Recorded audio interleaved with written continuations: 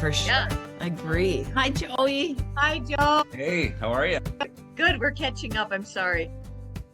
Traveling all over. I can't wait to hear all about your trips. Yes. And I have to full disclosure. When I returned from Belize, my house was 47 degrees. Whew. Yeah. So the furnace guy's coming at 10:30. So today I have 1 hour and then we can try another day if we need to. Okay, cool, perfect. An hour seems to be about although I've had a couple that like we went for 2 hours. I mean, it's just the process is so much fun.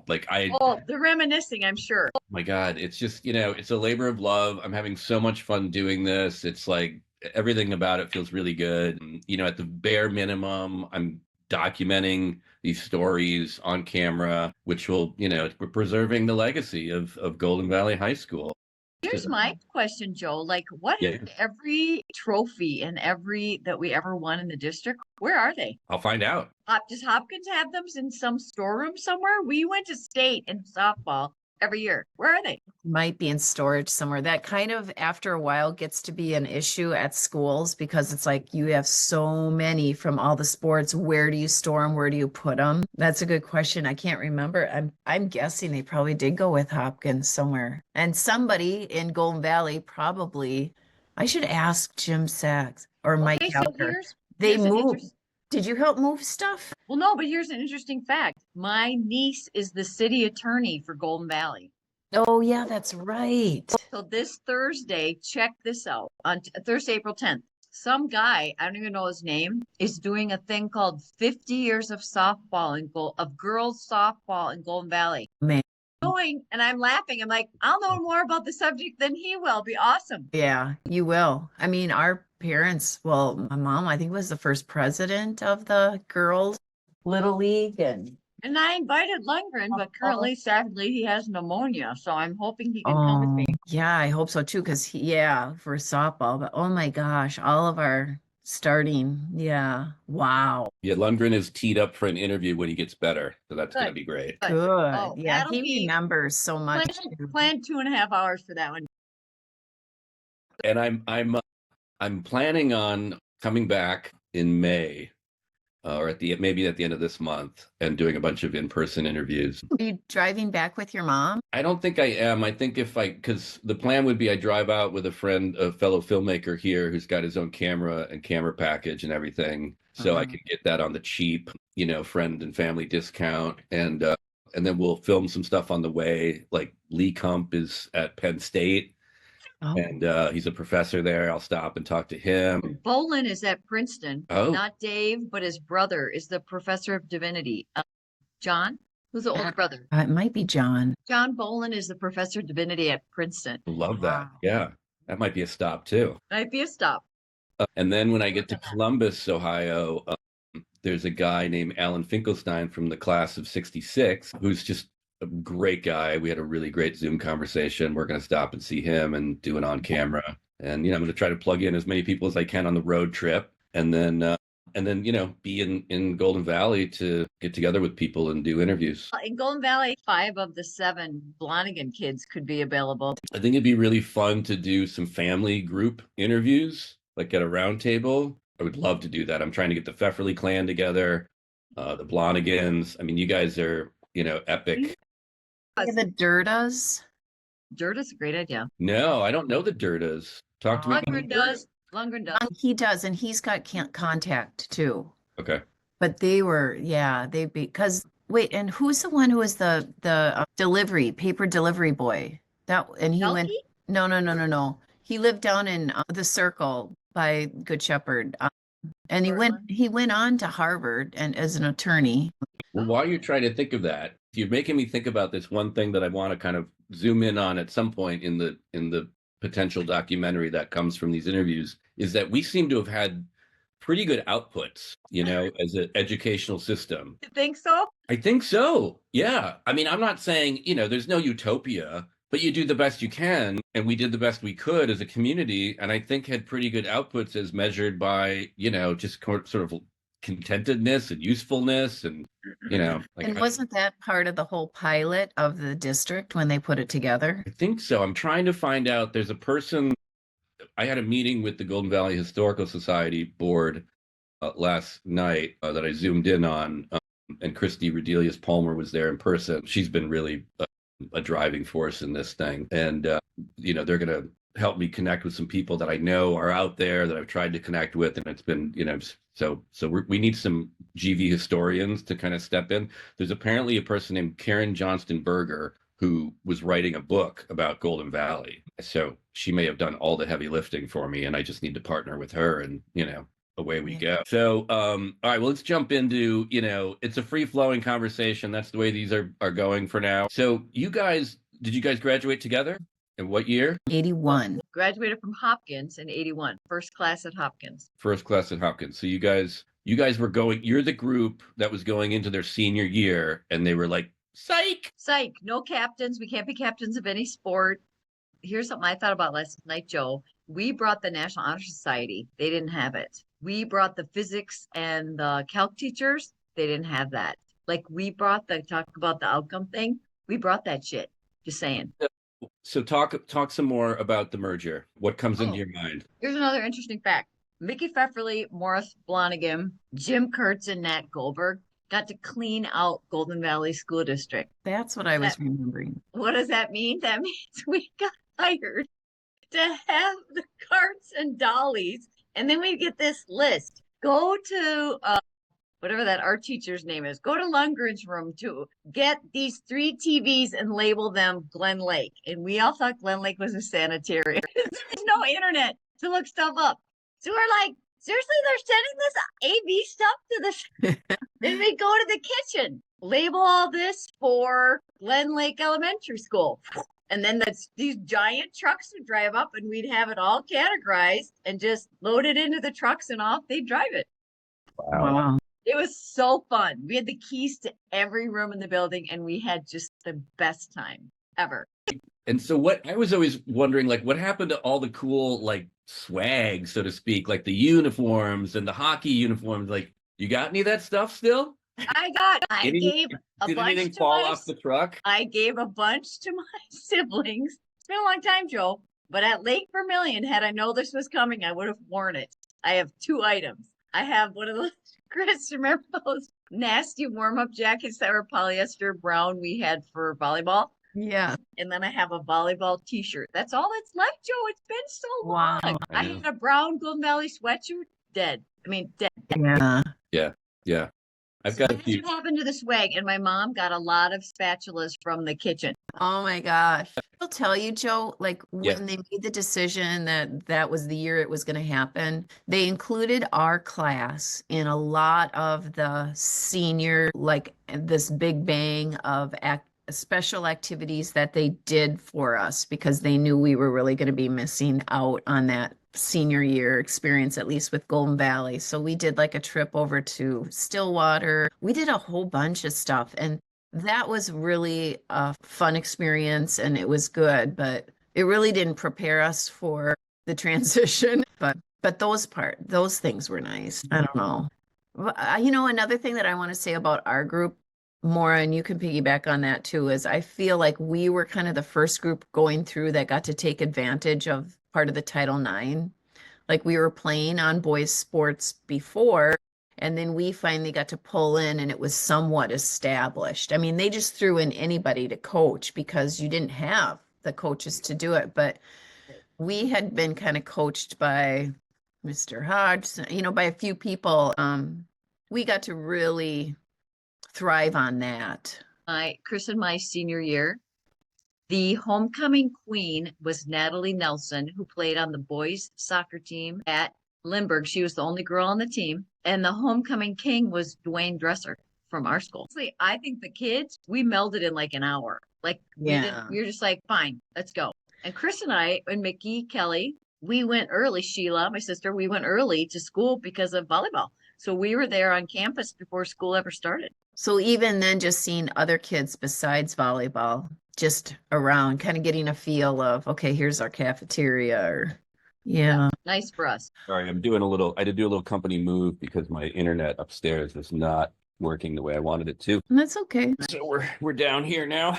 I mean, I feel bad if we're talking about Hopkins too much, because as far as Golden Valley, there's we had it great. We loved it. Yeah. So let's talk about, you touched on the fact that I had the same experience with the kids and even the teachers and the school. Like Lindbergh felt like a warm, inviting place. The big difference, and it didn't really even feel like that different of a culture or anything. You know what I mean? It was like, okay, yeah, it's just.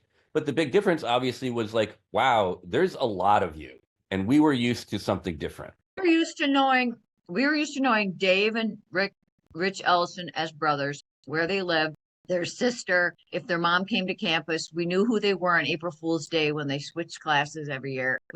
We knew everything about everybody. Grandparents, Yes. but also one of the things that I thought was unique about Golden Valley, at least when we were going through, is there really weren't cliques. You had your groups you hung out with, but there weren't cliques that looked down upon at all in any way. I never felt that. There was a connection with everybody. You could connect and talk with anybody no matter what their interests were, right? And at Hopkins, that was different. There were people that were part of some cliques and they would not communicate at all or even look at other people from other cliques. So that was a little different. I don't know. When you said it was warm, I was like, I was always cold. Well, and But also but that might have just been my own anxiety because I felt like I realized then that I was a shy person until I moved there and I didn't know I was as shy as I was until. You're so comfortable, right, in Golden Valley. Yeah. Yeah. And ironically, our classmate Mary Burrell Snuggerud married Bo Snuggerud, and Bo's mom was one of the most vehement who said, "Don't let those Golden Valley people into our school and our district." Vehement. She was extreme. how do you know that? She was so extreme, everyone knew. I knew Dave Snuggerud, Bo's younger brother, a little bit because he was playing goalie on the soccer team. And one of the benefits of going from Golden Valley to Hopkins was they had a soccer team, and we didn't have one at Golden Valley. Right. And I'd played soccer through the Parks program at Golden Valley, which is another thing I really love about Golden Valley. That whole summer park experience, especially as the son of a single mom who's like, what's going to happen with my kid all day? All I had to do was go to the park. Literally walk to the park, which is like less than a block away, not crossing, and there would be high school kids or maybe college age kids running these programs all day long, every day. Arts and crafts. Let's go to a Twins game. Let's go see the kids at, Scheid or Natchez Park and do a T-ball game, whatever. It was just Golden Valley raised me. Like literally.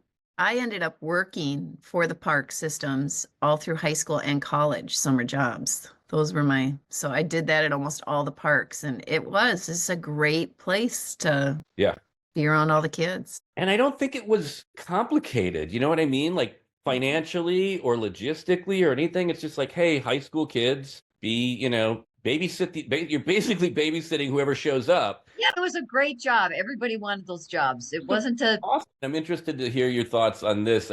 So one of the theories I have, or something that I'm kind of exploring in this doc, if this gets to a documentary, is like, what's the impact of school size on a child's educational experience? And I don't mean just class size. I mean, like, how big is the district in which they live? What is the scale of community that they are a part of? And Chris, you were just talking about how you didn't really know you were shy until you got to Hopkins. And to me, that means that you had the freedom, or not the freedom, but the nurturing environment of Golden Valley to not really even, like, I don't know, feel that. Yeah, I think being in education, even after, kind of really helped me realize and see. I think there's a huge difference between a smaller community and a smaller school versus large. There's some advantages to large now because they are able to offer more of a variety and probably more advanced types of programs, although a lot of small districts are still doing it, or, privates. But you are a person, not kind of just a number when you're in a smaller district. And I think even the ones like your average learner, or somebody who might normally slip in a large school. The spectrum of learners, not just the high achievers. The whole spectrum. Right. Challenging, but all.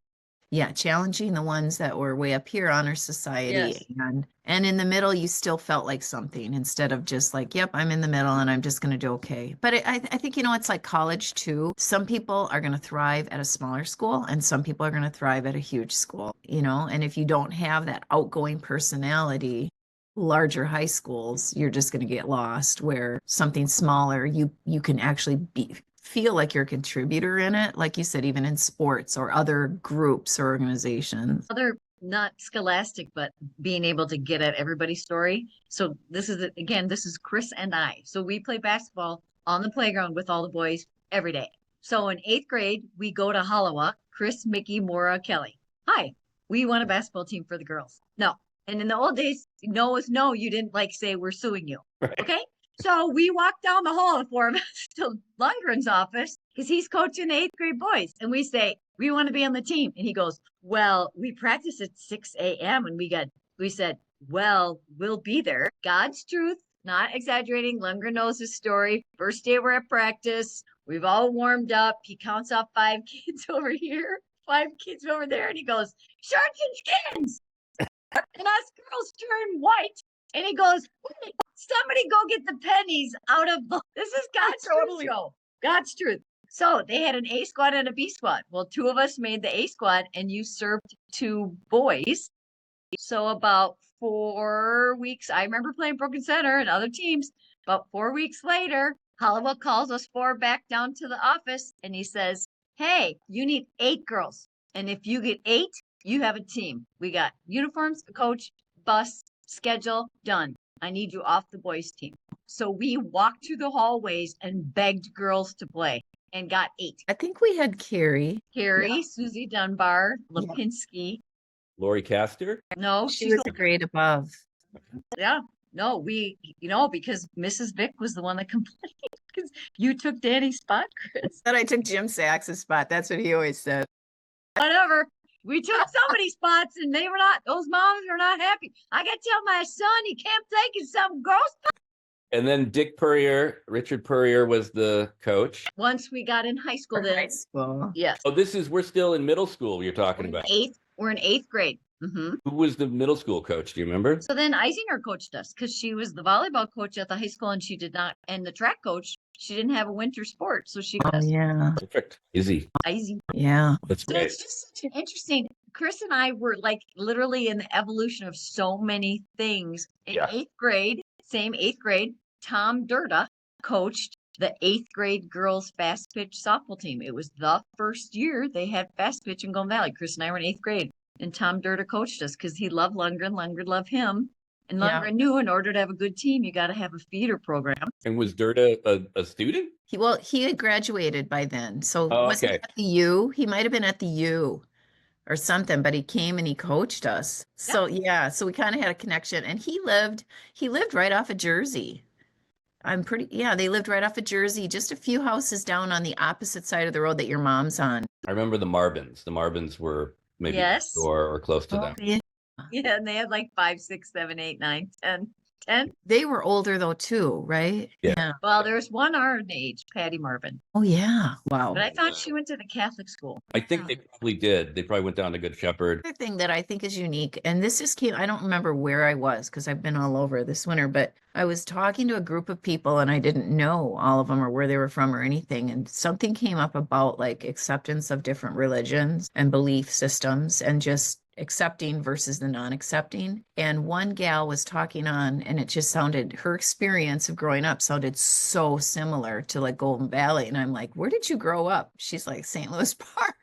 Because of the whole, like we had a higher Jewish population, but we also had the Lutheran it was like Good Shepherd, one of the Lutheran ones, or the Calvary. Yeah. Yeah. And we all would just talk about it. And there was nothing about like, but in so many communities, it's like you can't marry the Catholic or you can't talk to the Jew, or I don't know. So on a school date, school dance date, whatever. Yeah. So it was such an environment of acceptance and I don't know. I mean, that was just part of the whole community. I felt, and our parents instilled that in us. That I don't know. Maybe it was just unique to our area because we had a higher population of the Jewish people, but it was still just very accepting. Funny because it's Passover time, it's coming up shortly. And I just this week bought those Manischewitz unleavened crackers Oh, you because did? the Jewish kids would bring them for their school lunch. They were so during good. I love Passover. them. And we were always like, what are those? Those are the best. So my kids know the reason we eat Manischewitz is because of Golden Valley, where all the kids would bring that stuff during Passover. They had matzo ball soup, and I was like, what is that cool stuff in the orange and green label? Yeah. Yeah, the Jewish story of Golden Valley is big in my mind as well. The Swartzes were right there, and I spent like my whole childhood at Harriet and Stephen's house, with Jeff and his older sister Mindy and his younger brother Danny, and having matzo ball soup, and I remember their grandma being around a lot. And it was just, I really like, as a Protestant, I envied the Jewish kids and the Catholic kids because they seemed like they had something that was informing their life. That ritual. Yeah. And I was like, Anything I want to be a member of that club, and the Tamatora bus coming around and being like, on one hand being like, I'm so glad I don't have to go do that because that's like more school, and not the other on the same time being like, well, what are they doing? Yeah, I'd love to check it out. Yeah, Tamatorture, we called it. Yeah. We never had any issues with the kids of different religions, and there were so many Jewish kids at Golden Valley that if it was Yom Kippur or Rosh Hashanah, the non-Jewish kids, we just walked classroom to classroom and chatted all day. Yeah, we did. There were so many Jewish kids that I remember Puryear just saying, if you think I'm going to teach you something and then tomorrow I have to reteach it for the 42% that aren't here, I'm not doing it. You can just relax. Yeah. We just walked around the whole day. Yeah. Or get extra help on stuff if you needed it. Yeah. That was a nice gift that the Jewish holidays gave to the non-Jews. Is we just had an easy day. Nice. I think the Title IX and the girls' women's sports stuff is a really interesting part of this story too. That's not confined to Golden Valley, and a lot of this stuff isn't going to be confined to Golden Valley. I think probably a lot of people get to our age and are like, have these memories of high school, and if they had a really good experience, there's this love fest that ensues. But there also feels like there might be something unique, and I think the stories are worth telling, and especially the stories of, the 70s just feels like it was, as I was observing it as a little kid, felt like a really transformative time for women, that like, you really could do whatever you wanted now. We weren't just going to talk about it anymore. And we had support. I mean, we would fill the gym for competitions. And at softball, we'd have tons of people come. Oh, drove up to St. Cloud for our state tournament. Remember how many people we got? We walked out of the hotel and got off the bus. We're all like, oh my God, school's out. Lee Kump was there. I can tell Didn't they bring a bus? He's the first person I saw, and I'm like, oh my God, Lee Kump, you came to this game. He's like, I wouldn't miss it. Now, he had already graduated from high school. Yeah. Maybe he was a senior. That's wrong. He was a senior. We made it one of your juniors too. Okay. Now that funny home movie I posted, is that St. Cloud? Is that where we are in that movie, or I think it's like the state tournament. Sheila described it to me. I'm not on social media because of the job that I had, but she described it to me. I'm pretty sure, Joe, it was the third place game in the state tournament because your sister was there. It was the muddiest day ever, which is why we were all sliding into home. I didn't do it. I know I didn't do it, but Sheila did. Sliding into home base. And then that's when there's that picture of all of us after Lundgren made us learn happy trails to you. And we got in a can line and we all sang happy trails to you, all mudded up after that game. Cause we won third place. We felt great, Yeah. And happy trails was something he taught us a long time ago. So we would always sing that at the end of the season. It was kind of pretty cool. That's sweet. It would have been, I think it was when Stacy was a senior because Sheila was a freshman. She was a ninth grader. Mm-hmm. Yeah. So it was 79. Yeah. Yeah. The girls' basketball games there was really no difference in the energy and the excitement and the import as the boys. Hands playing. And I had, I just lost the name of it. Pep Pals. I had two people who decorated my locker before every game. And then it was a secret. You didn't know who it was. And they'd make these cutout pictures of me and draw on my glasses. I interviewed Teresa Kump yesterday in person, and she was a member of the Pep Club. There you go. Yeah. And we were talking about that, like when, because when she first started talking about, she's like, I would get assigned a boy, and and I would basically just adore him, from afar. And they did it for us. But too. then, when the girls' sports came along, it was the same thing, and your guys' team was actually more just talking about girls' basketball versus boys' basketball. I mean, the poor boys were getting their asses kicked all over the place. But Yes. you guys were like very competitive. Yeah. We were trained hard by the dads. I mean, you guys gave those Marshall U games were incredible. We had a lot of fun. Yeah. I actually met Faith. Faith coached I live in Eden Prairie now, and she coached at Eden Prairie a couple of years. So I walked up to her and said, "Hey, girlfriend, I played against you." I was doing some Did you scouting. play in that summer league at St. Augsburg? Augsburg? Yeah. Did you play in that, Maura, with her? We played with her and her sister Joan in the summer. Anyway, go ahead. What was the last name? Johnson. Faith Johnson, and Joan Johnson was her cousin. So I was doing some scouting for a commercial on Nicollet Island many years ago, and I ran into. So I'm like knocking on doors because we wanted to get like a front porch thing, and I knock on one of the doors of those great old houses on Nicollet Island, and it's a member of the Marshall U basketball team. Like I forget who it was. I might even have it in my files in my notes. But, wow. And we just started reminiscing, and she's talking about Faith Johnson, and I can't remember who it was, but it was really cool. And when the away games at Marshall U were so cool. I mean, their cheerleaders were on. Bad. Go back. Go back to the woods. Your team ain't got no spirit, and your coach ain't no good. But your mom used to go and decorate the locker room over there before we'd show up. Yes, your mom was there early, Joe. Remember that?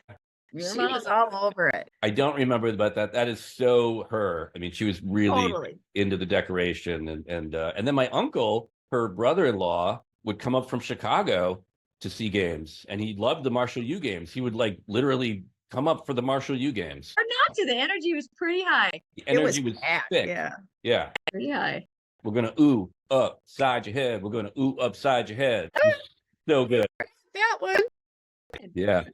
We had a big foreign exchange thing going on at our school. It feels like Patty Pineda and nobody our age, I don't think, Chris. No.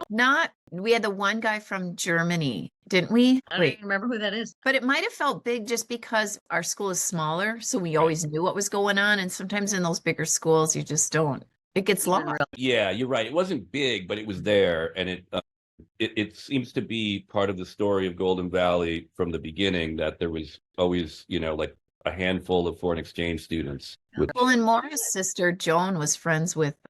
Well, didn't she help a little bit with Watanabe when she came here to train for the Olympics? Mm-hmm. Lived in those apartments on Glenwood Avenue and trained at the Ice Center. Yeah. Skated for Japan for years, maybe 3 Olympics. She's very famous over there. Mm-hmm. Very. How many years was she at Golden Valley? Just one, or? No, I'd have to ask Joan, or you can ask Joan, but it was, she was there at least 2 or 3, or maybe all 4, because her coach was at the Golden Valley Ice Arena. And then she went on to compete for Japan. She was really sweet. And then she wasn't a sports announcer for Japan, wasn't she? Yes. Super well loved by their. Wow. Here's another interesting, and you guys probably know better than me. I remember the day that Mrs. Casey died. Now there was only, I remember very few times they stopped everyone in class and made a school-wide announcement. And was he the superintendent at the time?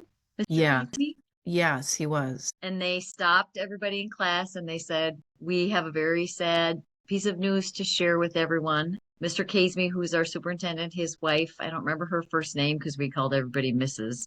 Yeah. Whatever. His wife died. Kay. Was it Kay? It was Kay. Kay Casey died today of so-and-so cancer. And when we know more about the service, we'll let all of you know. And we hope that you'll, be kind, something to the Casey family. And I remember that because it had never happened before. Yeah. And that's where, holy cow, it felt like a private school, Joe. I never went to private school. I went to a public university. I went to a state college. I never went to private anything. But boy, for the education that we had and the feel of it felt like a private school. It felt so safe and so warm and so friendly and so nurturing. And you still had like, we're still kids, Yeah. it's still, a little bit, of the negative things that can come up or the challenging things that can come up. They still came up, but it just, Yeah. it The never, guy's carrying Willie Lunsgaard's car to the front of the school and putting it on the right On the below ground. the front door. They carried his little white sports car. those old Honda Civics, you could literally bounce them and move them and turn them like perpendicular, which was a fun thing to do. Educationally wise too, Joe, it's like we were very fortunate to have some unique, amazing teachers. And I know at our last class reunion, I don't know, 5 years ago, there were multiple people in a small group of Golden Valley people talking about it. Maybe it was the next day, Maura, when we met. It was the next day. That we're talking about how profound of an impact board-gating, we had to take Shakespeare and, it's a deep study. And we would move the desk and sit in a circle in your chair in a small circle to discuss. And he would say, I want to know what it meant to you. Like, what is your thought? What is your view? And he'd get to people and, typical high school, you want to hide if you're not, feeling confident. And he would just say, listen, he goes, what you have to say matters. What you have to say matters. And I remember him saying it all the time, including to me. But other people too would say that had such a profound impact on me because I felt like he really wanted to hear. And and I think, was it Eastman? Wait, what was his name? The speech teacher? He was kind of the same way. No, not Mossberg, but the other one. Board-gating, Mossberg, Eastland. He too, in speech, would be like, because I remember just getting up there and wanting to laugh. And he goes, you have something to say. What you're thinking, whatever the subject is you picked, we want to hear what you think about it. And, you're young. But I mean, for everybody, those are hard to get up there and talk in front of somebody unless you are naturally like, I love this. But I don't know. I don't know if you get as much of that in a large school. I gotta believe that the gig of being a teacher at a school with a graduating class size going from like 80 to 100 or 120 at the most, I think was the most it ever was. Turned 67, Frankie's year, 1976. Oh, wow.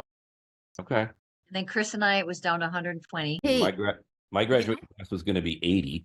Here's another moment because Chris and I are the same age. Okay. Yeah. We're going to go to Florida, the softball team, for our spring break, our junior year, because we all know the school's closing. Okay. So Lundgren had us selling donuts before school 2 or 3 days a week in the hallways. And then people around the district got us jobs, parents. I worked at the Palm Beach factory. I think Mr. Cates owned it. So he did. I worked there too. Earn the money to go on this trip. Anyways, now it's the Miracle on Ice hockey game. And we're throwing a pancake breakfast to support the trip. And Lundgren's the AV teacher. So he just said, everybody tell everybody, I got TVs everywhere. So, there's no time delay. We watched the game as we were serving the pancakes so everybody could see the hockey game. That's great. It was fun. Yeah, that trip was fun. We had some kind of seminal moments because we were, as girls and athletes, we were just right on the cusp of a lot of things. Yeah, for sure.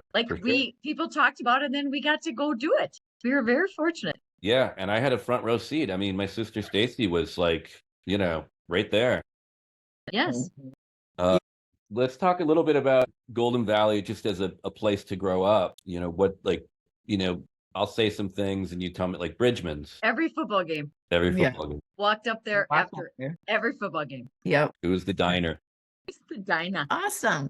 Another thing about us is like, I feel like because we all knew each other so well from so far away, for so long, we did kind of like, now they're promoting like group dating instead of, having to have serious. There's always serious ones, but we did this group dating. Like we would go over to Brookview to put quarters. We'd have a whole stack of quarters by the lights. And in the fall, after they'd take the nets down, the tennis nets down, we'd be playing tag football inside there with all the guys and all the girls, or over sliding in Blonigan's backyard and then having Coco downstairs in the basement, or meeting.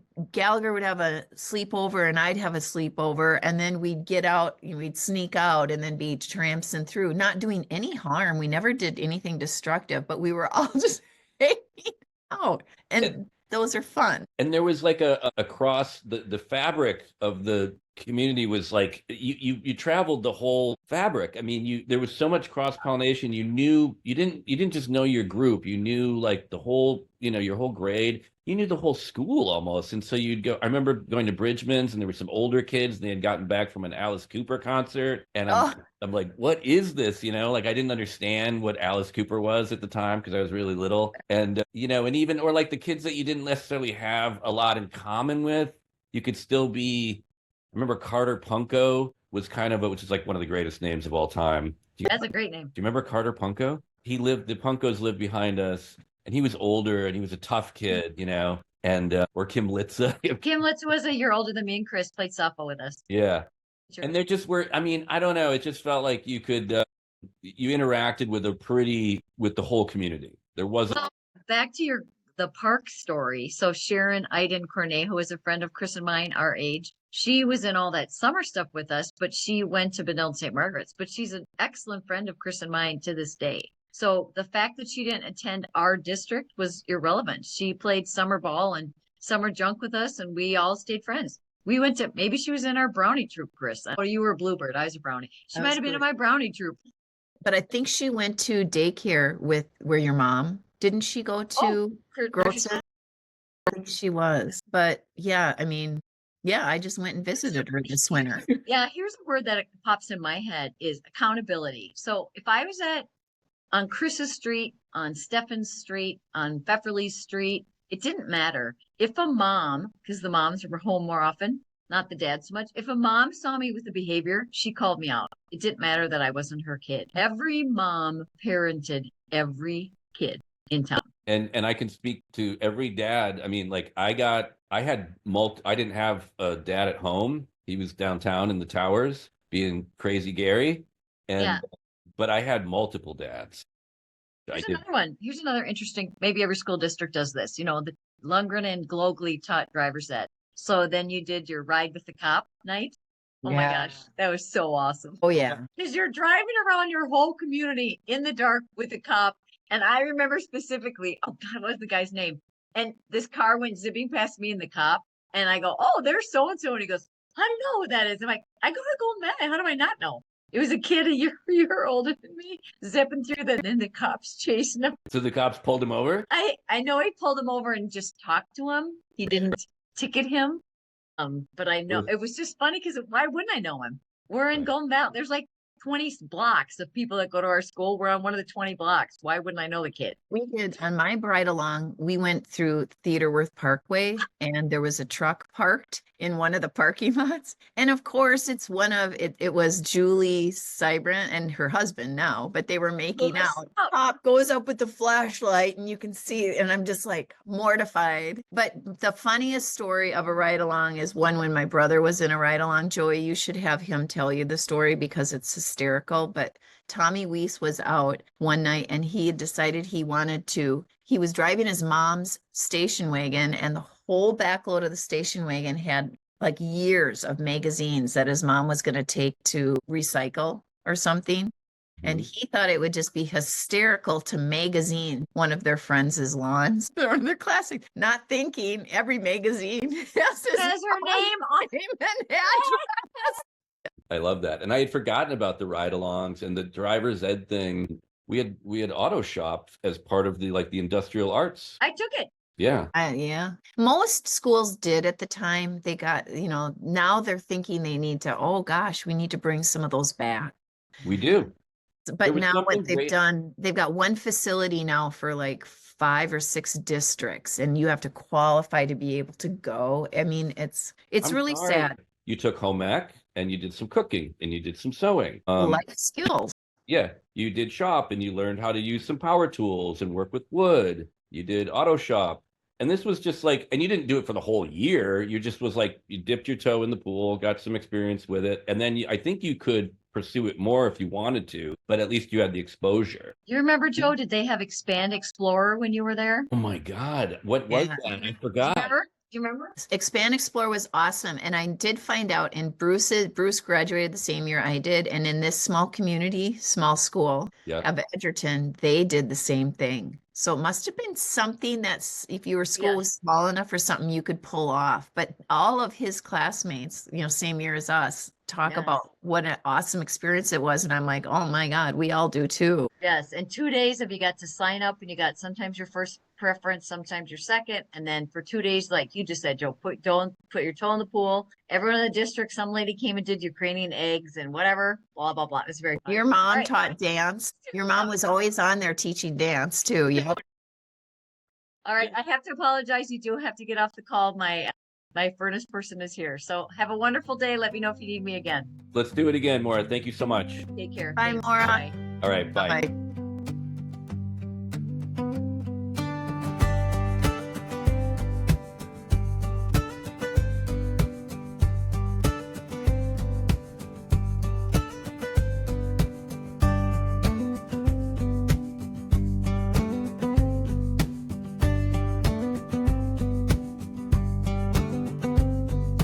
I found me an echo,